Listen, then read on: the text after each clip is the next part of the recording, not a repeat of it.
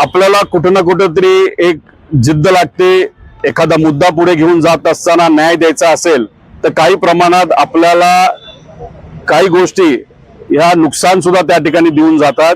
त्यामुळे नुकसान सहन करण्याची क्षमता त्या लोकांची त्या ठिकाणी लागते आणि कोणासाठी आणि कशासाठी लढतोय हे पण तितकंच महत्वाचं आहे. पण ठीक आहे, आम्ही विरोधात राहून रस्त्यावर लढतोय ते सत्तेत आहेत, चांगली गोष्ट आहे. मग सत्तेतल्या यंत्रणा हलवण्यासाठी त्यांच्या ताकदीचा वापर करायला काय हरकत आहे, तो त्यांनी करावा.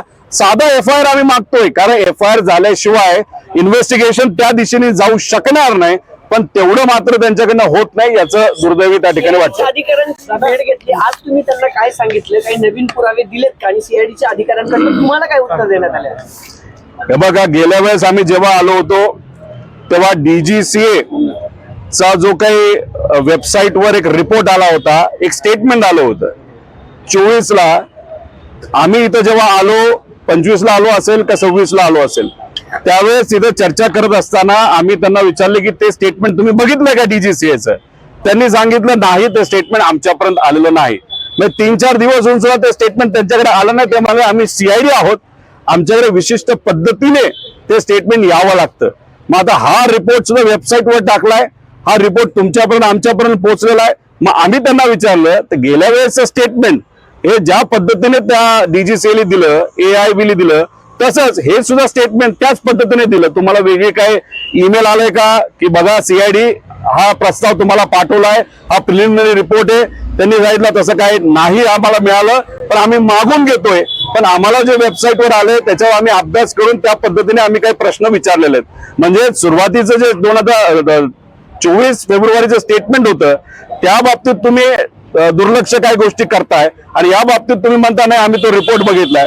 मग कुठे ना कुठेतरी पद्धत जी असावी त्या पद्धतीमध्ये सुद्धा घोळ CIDच्या बाबतीत असं जाणवतंय. दादा, महत्वाचा प्रश्न याच्यात असा आहे की तुम्ही अनेक प्रश्न उपस्थित केले होते, CID याचं चौकशी करते. ज्यावेळेस काल सगळी चौकशी झाली, तुम्ही जे प्रश्न उपस्थित केली होती त्याची उत्तरं CIDने घेतलीत का, किंवा त्या संबंधितचे जे कागदपत्र आहेत ती तपासलेली आहेत का?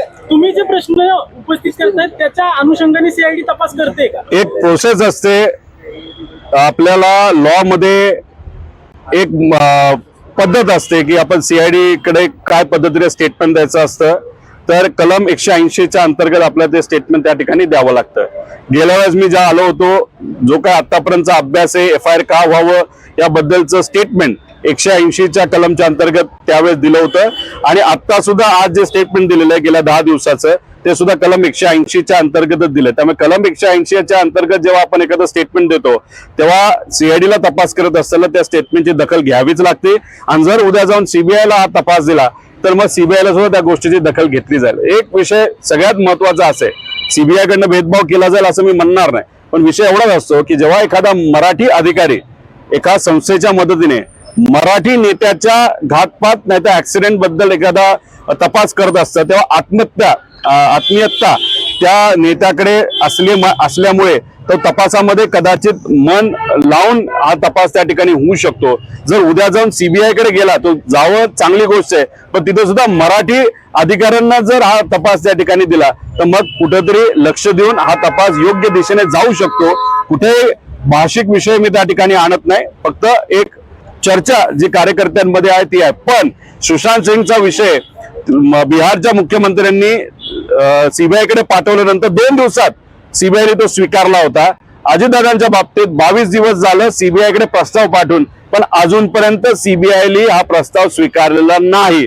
मग दादांच्या बाबतीतच अशा पद्धतीने दुय्यम भूमिका का, असा प्रश्न नक्कीच आम्हाला त्या ठिकाणी पडेल. आणि जेव्हा आम्ही मुद्दा मांडत असतो, जेव्हा आम्ही VSRच्या पाठीमागे कोण, DGCAचे कुठले अधिकारी याच्यामध्ये अडकलेले आहेत, नाहीतर चुकीच्या पद्धतीने वागतात, नाहीतर वागलेले आहेत, ही नावं जेव्हा आम्ही घेत असतो तेव्हा कुठं ना कुठेतरी या लोकांना वाचवण्याचा प्रयत्न इथं केला जातो. नाहीतर VK सिंगला काही नावं माहिती असावीत. जर VK सिंगवर कुठल्या तरी कलमच्या अंतर्गत कारवाई झाली तर VK सिंग त्या लोकांची नावं सांगेल, ही भीती कदाचित काही लोकांना नाहीतर काही संस्थांना, जे लोक या कॉन्स्पिरसीच्या पाठीमागे त्यांना ती वाटत असावी, म्हणून VK सिंग बोलू नये म्हणून कुठेतरी त्याची पाठराखण ही एका पॉवरफुल व्यक्ती नाहीतर एका संस्थेच्या माध्यमातून होते असं कुठेतरी आता सिद्ध होत चाललेलं आहे. नावं माहिती असं म्हणजे कसल्या प्रकरणातली काय कोणती नावं माहिती आणि कोणाची नावं असं आता व्हीके सिंगचं विमान वापरूनच जर हा घातपात त्या ठिकाणी झाला असेल तर मग व्हीके सिंगला नक्कीच माहिती असेल की जर हा घातपात आहे तर मग त्याला कुणी सांगितलं, त्याच्या मागे कोणाचं प्लॅनिंग होतं, हा व्हीके सिंग सांगू शकतो. आणि मग व्हीके सिंगला जर अडचणीत आलं आणि त्यांनी उद्या सांगितलं सगळंच पर्दाफाश होईल, म्हणून व्हीके सिंगला वाचवलं जातंय, म्हणून व्हीके सिंगवर कारवाई होत नाही, FIR होत नाही, जेलमध्ये घेतला जात नाही, असं आमचं ठाम मत आहे. रोहित दादा, तुम्ही म्हटलात की अजितदादांसोबत त्यांनी वर्षांपूर्वी काम केलं, ते लोक त्यांची भूमिका घेत नाहीये. सुनेत्रा वहिनींवरती दबाव आहे का? त्याबद्दल काहीच बोलत नाही. काल परवा आम्हाला असं कळालं की पंतप्रधान साहेबांना त्या व पार जाऊन तिथं भेटणार आहेत, पण मला असं वाटतं की खूप वेळ घालून चालणार नाही. लवकर जाऊन बैठक करणं फार महत्वाचं आहे, कारण की एवढे महत्वाचे आणि मोठे लोक आणि पॉवरफुल लोक जर या कंपनीला वाचवण्याचा प्रयत्न करत असतील तर मग पॉवरफुल लोकांच्या मदतीनेच हा विषय तिकडे मार्गी लागू शकतो. त्यामुळे पंतप्रधान साहेब असतील, त्यानंतर अमित शहाजी असतील, मुख्यमंत्री तर आहेतच इन्व्हॉल्व, दोन्ही उपमुख्यमंत्री आहेतच, पण त्याच्याच बरोबर विरोधी पक्ष नेता म्हणून राहुल गांधीजींना सुद्धा मोठ्या प्रमाणात विश्वासात घ्यायची जरूरत आहे. जी कमिटी आम्ही म्हणतोय त्याचे प्रमुख हे राहुल गांधीजीच तिथे झाले पाहिजे आणि पारदर्शक पद्धतीने या गोष्टी होणं महत्वाचं आहे. आम्हाला घाई याच्यासाठीच आहे, आम्ही पाठपुरावा एवढा वेळ याच्यासाठीच करतोय की कागदपत्राची पूर्तता, म्हणजे कागदपत्र जे इनकम्प्लीट आहेत, नाहीतर या सगळ्या जो काही तिथं प्लॅन झाला होता, नाहीतर कॉन्स्पिरसी झाली होती, त्या सगळ्या गोष्टीला कागदपत्राचा जो जोड द्यावा लागतो, ती कागदपत्र आता ऑफिसमध्ये बसून DGCA आणि VSR हे दोघं एकत्रित करतायत आणि ते व्हावं आणि त्यांना वेळ मिळावा म्हणून हा खटाटोप आणि ही एन्क्वायरी पुढे ढकलण्याचा प्रयत्न केला जातो. बोलणं झालंय का त्यांना? तुम्ही अध्यक्षपद या राहुल गांधीजींच्या जवळच्या गेल्या वेळेस जेव्हा गेलो होतो तेव्हा आमची भेट झाली होती. त्यांचं मत आलं होतं की 9 तारखेला जेव्हा अधिवेशन पार्लमेंट सुरू होईल त्याच्या आसपास आपण तिथं भेटूया. आता उद्या 7 तारीख आहे, 7, 8, 9 मी स्वतः दिल्लीत आहे. 10 लागलं तर 10ला सुद्धा तिथं आहे. केजरीवाल साहेबांनी उद्याची वेळ दिलेली आहे. त्याच्याच बरोबर आपले SP चे जे प्रमुख आहेत अखिलेश भाई ते सुद्धा आम्हाला वेळ देणार आहेत. आम्ही तृणमूल काँग्रेस पार्टीच्या प्रमुख आमच्या ताई त्यांची सुद्धा वेळ त्या ठिकाणी मागितलेली आहे. आता कशी वेळ मिळेल त्या पद्धतीने तिथं जाऊन त्या लोकांना आम्ही भेटू. जय पवार आवाज उठवतो, जय पवार जय पवारांनी ट्विट देखील केलं. आवाज उठवतो, मात्र पार्थ पवार असतील, सुनेत्रा वहिनी असतील, त्यांनी मौन बाळगलंय. ते सगळ्यांची वेगळी स्टाईल असू शकते. समजा काकी पदावर असल्यामुळे त्यांना काय गोष्टी बोलता येत नसाव्यात. आता पार्थ तसं बघितलं तर कालच खासदार झालेला आहे, त्यामुळे त्याला काय गोष्टी बोलता येत नसतील, पार्टीची जबाबदारी असेल. जय तसा राजकारणात नसल्यामुळे जसं महाराष्ट्रातील सामान्य जनता राजकारणाची काही घेणं नाही, ते प्रेमाने आदराने अजितदादांसाठी त्या ठिकाणी लढतायत. त्यामुळे जय राजकारणात नसल्यामुळे त्याचं मन हे फार तसं साफ असल्यामुळे तो त्या ठिकाणी व्यक्त होत आहे. त्यामुळे सगळेच लोक आपापल्या लेवलला तिथं भूमिका मांडत असतील. काही लोक ओपनली बोलतात, काही लोक बोलू शकत नाही. आम्ही विरोधात असल्यामुळे आम्ही त्या ठिकाणी लढतो आणि आज चुकून आम्ही सत्तेत असलो तरी सत्तेला आम्ही लात मारली असती, पण दादाला न्याय देण्यासाठी प्रामाणिकपणे त्या ठिकाणी प्रयत्न केला असता. CID फक्त तपासात वेळ काढू पाना करताय का? प्रगती काही तपासात होताना दिसत नाहीये, याबाबत 100% वेळखाऊपणा तिथं चालू आहे. पूर्वी महिनाभर ते का थांबले? AIBचा रिपोर्ट यावा म्हणून थांबले. आता AIचा रिपोर्ट जो आलाय तो असे फालतू आलेला आहे, चिरकुट आलेला आहे, त्यात काही त्याच्यामध्ये मिळणार नाही. आता त्यांनी एन्क्वायरी सुरू केलेली आहे. आपण एन्क्वायरी करत असताना तो जो रिपोर्ट दिलाय तो रिपोर्टच चुकला आहे असं आमचं मत आहे आणि ते आम्ही स्पष्टपणे मांडलेलं आहे. त्याच्यावर तुम्ही एन्क्वायरी करत असाल आणि परत आम्हाला सांगताय की FIR कधी केला जाईल? जेव्हा फायनल रिपोर्ट येईल. 2023चा रिपोर्ट आतापर्यंत आला नाही तर फायनल रिपोर्ट दादांचा काय 2-3 वर्षांनी तुम्ही आणणार आहात? म्हणजे त्यांची कदाचित भूमिका नाही तर जे लोक या VSRला नाही तर त्या DGCAच्या अधिकाऱ्यांना नाही तर ARROला वाचवतायत, कदाचित त्यांचं असं मत असेल की लोक विसरून जातील अजितदादांना, हे प्रकरण विसरून जातील आणि सगळं थंड झाल्यानंतर मग त्या विषयाचं काय करायचे नंतर आपण करू, असं होत नसतं. एकनाथ शिंदे आणि तुमच्या काकींना भेटत म्हणजे सुनेत्रा पवारांना, त्यांच्यासोबत काय बोलणं झालं? एकनाथ शिंदे आणि तुमची बैठक म्हणजे तुम्ही ते एकनाथ शिंदे साहेबांशी बोलल्यानंतर त्यांना ह्या विषयाबद्दल बरंच काय माहित होतं. त्यांनी सुद्धा सांगितलं की तू जे काय प्रेस कॉन्फरन्सेस घेतोय ते आमची लोक आणि मी सुद्धा जेव्हा केव्हा वेळ मिळेल तेव्हा ते सगळं लक्ष देऊन आहे. दादांना न्याय मिळाला पाहिजे अशी त्यांची तिथं भूमिका आहे. काकींना भेटल्यानंतर काकींना फक्त आम्ही अपडेट दिलं की काय करणार आहोत, कसं करणार आहोत, कारण बाकी गोष्टी त्यांना तशा माहितीच असतील. आणि मग दिल्लीला उद्यापासून जाणार आहे, दिल्लीला जाऊन नेत्यांना भेटणार आहे असं काकींना तिथं सांगितलं. अशा प्रकारची चर्चा या दोन नेत्यांबरोबर आज झाली. काही दिवसांपूर्वी मुख्यमंत्र्यांबरोबर सुद्धा अशाच पद्धतीने चर्चा झाली. त्याच्याबरोबर विनंती अशी होती की स्मारक बांधत असताना देवगिरीला ते स्मारक मानण्यात यावं आणि पुणे जिल्ह्याचे अनेक वर्ष पालकमंत्री दादा राहिल्यामुळे इथं जे मोठे 3 मजली रस्ते जे या शहरामध्ये बांधले जातात आणि रिंग रोड याला नाव अजितदादांचं त्या ठिकाणी देण्यात यावं. आमची अपेक्षा होती की आज जेव्हा बजेट सादर केलं जाईल तेव्हा कुठं स्मारक केलं जाणार आहे, कसं केलं जाणार आहे याबद्दल थोडी स्पष्टता पाहिजे होती. आणि या रिंग रोडच्या नावाबद्दल, एअरपोर्टच्या नावाबद्दल काय करणार आहेत हे सुद्धा कुठे ना कुठेतरी त्या ठिकाणी सांगायला पाहिजे होतं असं आम्हाला वाटतं. उभ्या महाराष्ट्राला अजून ते झाड दिसलं नाही, तिथे ऍक्सिडेंट, तिथे विमान आदळलं असं या रिपोर्ट सांगतोय. सीआयडी तर सापडलं की नाही? थातूर मातूर रिपोर्ट आहे. सीआयडीला सुद्धा तेच प्रश्न त्या ठिकाणी पडलेले आहेत. सीआयडीला तेच आम्ही सांगतोय. AIB तिथे येते आणि म्हणते की झाडाला धडकून विमान पडलं.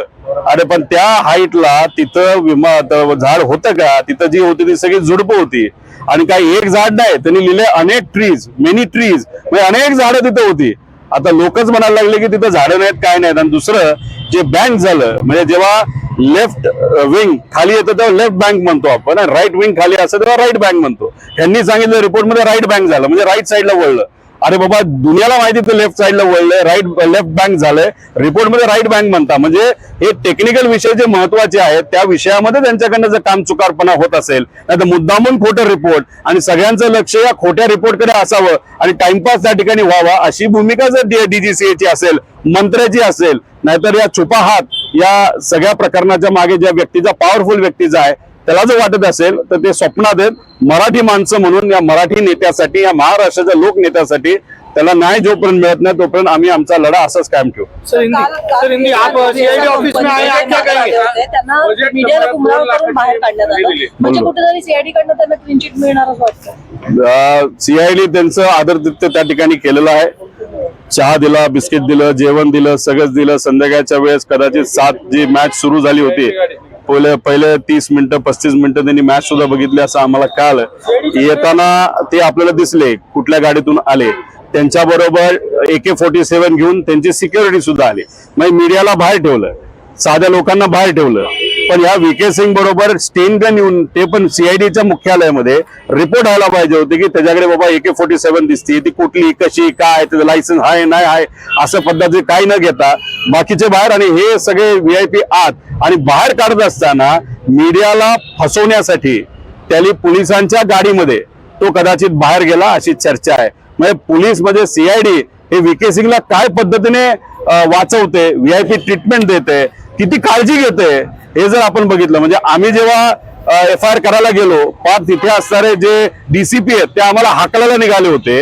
आणि इथं VK सिंग जो महाराष्ट्रातला प्रत्येक व्यक्तीला माहिती आहे की तोच चोर आहे, त्यानेच त्या ठिकाणी मर्डर केलेला आहे, त्याला मात्र इथं पोलीस फार छान चौकीली त्या ठिकाणी जर सांभाळत असेल, नाही तर ते वागणूक देत असेल, याच्यावरनं समजा की कुठं ना कुठेतरी या कंपनीच्या पाठीमागे खूप मोठी ताकद आहे. म्हणून दादांच्या घातपाताबद्दल काय झालं अशाच पद्धतीने हा तपास चालू राहतो, हे आपल्याला कधीच कळणार नाही. सीआयडीच्या चौकशीच्या नावाखाली क्रिकेटची मॅच दाखवली गेली असं तुमचा थेट आरोप होता. संध्याकाळच्या वेळेस आम्हाला कळालं की तुम्ही सगळे बाहेर होता, तुम्ही 8 तास बाहेर थांबला होता फक्त का? दादांच्या प्रेमापोटी आणि एक तुम्ही चांगले पत्रकार म्हणून खऱ्या गोष्टी लोकांसमोर आल्या पाहिजे म्हणून.